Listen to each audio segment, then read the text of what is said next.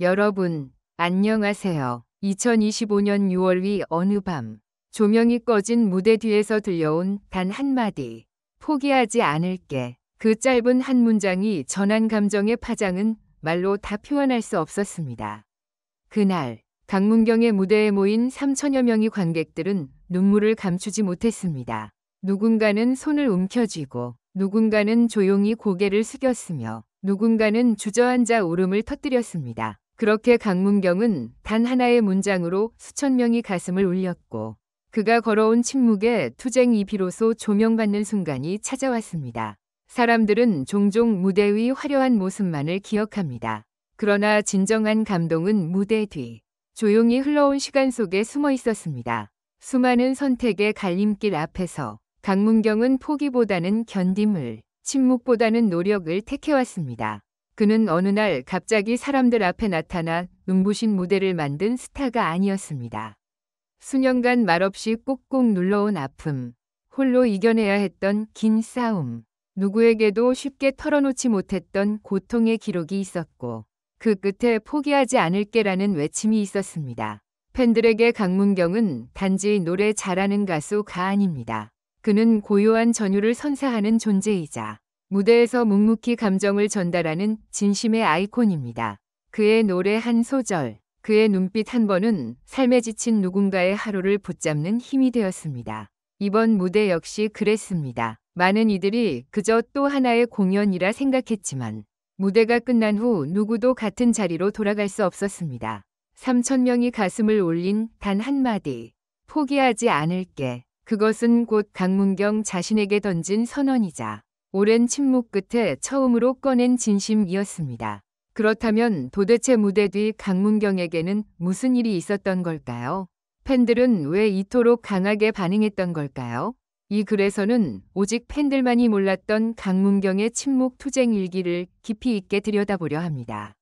그가 걸어온 시간, 감춰진 진실, 그리고 무대를 넘어선 인간 강문경의 이야기. 지금 그 감동의 여정을 함께 시작해 보시겠어요? 무대에서 내려온 강문경은 늘 조용했습니다.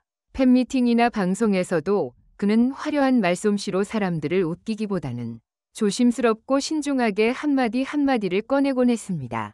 하지만 그의 침묵은 결코 무의미하지 않았습니다. 그 조용한 시간 속에서 그는 끊임없이 자신을 갈고 닦으며 무대를 위한 하루하루를 살아내고 있었습니다.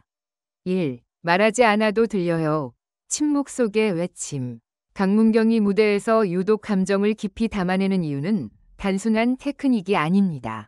그는 말보다 노래로 마음을 전하는 법을 택했습니다. 대중 앞에서 웃고 노래하는 날보다 아무도 없는 연습실에서 홀로 벽을 바라보며 수없이 되뇌었던 나는 괜찮다는 주문. 하지만 실은 전혀 괜찮지 않았던 시간들이었습니다. 그가 알았던 것은 단순한 외로움이 아니었습니다.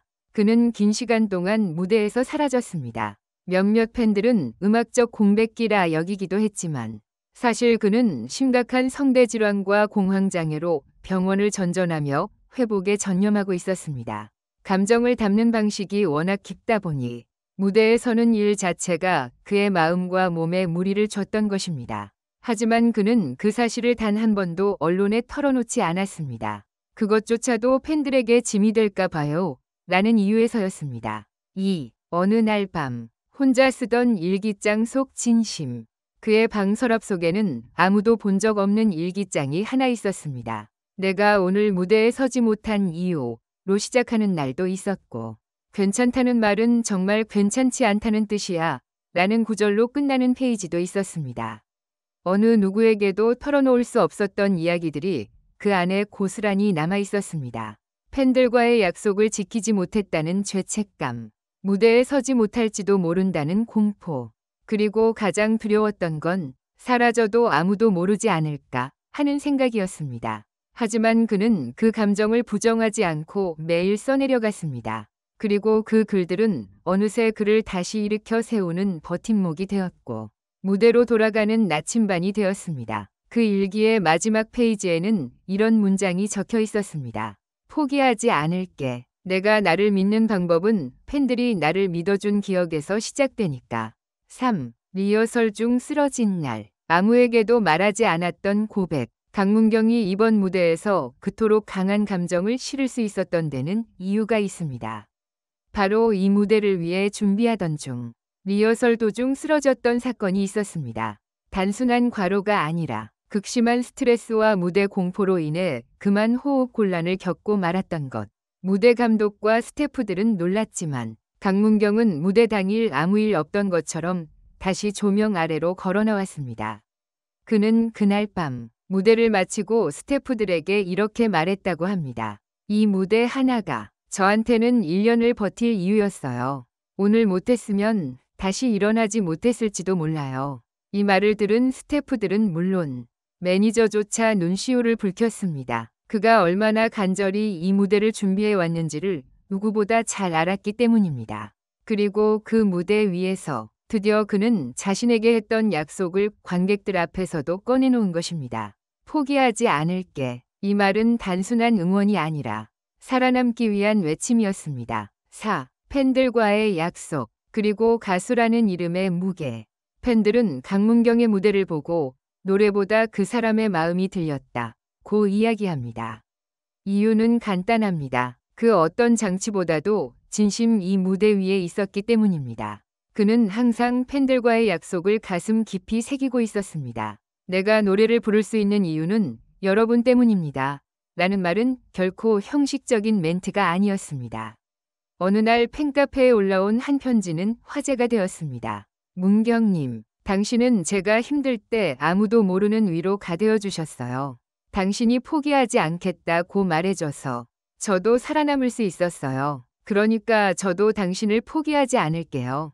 이 한 줄의 댓글은 강문경에게 또 하나의 힘이 되어 주었습니다. 그는 요즘도 자신의 팬카페를 매일같이 들여다보고 있습니다. 직접 댓글을 달진 않지만 팬들의 마음을 느끼기 위해 조용히 글을 읽고 조용히 웃고 조용히 울고 그렇게 다시 한 걸음을 내딛습니다. 오, 이제야 비로소 시작된 이야기. 강문경은 이번 무대를 통해 단지 무대로 복귀한 가수가 된 것이 아닙니다.